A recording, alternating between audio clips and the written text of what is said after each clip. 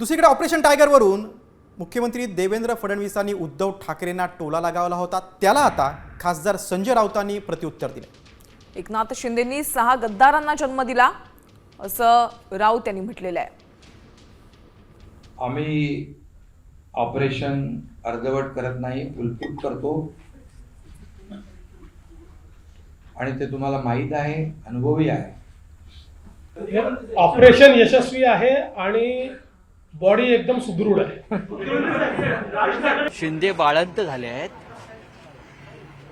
मिंदे बाळंत झालेत आणि त्यांनी 6 गद्दारांना जन्म दिलाय आणि ऑपरेशन सुखरूप असं कोण म्हणालं? मुख्यमंत्री म्हणाले ऑपरेशन ना सुखरूप सक्सेस।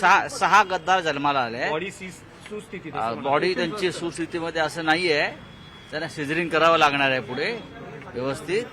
तर ते हा विक्रम आहे।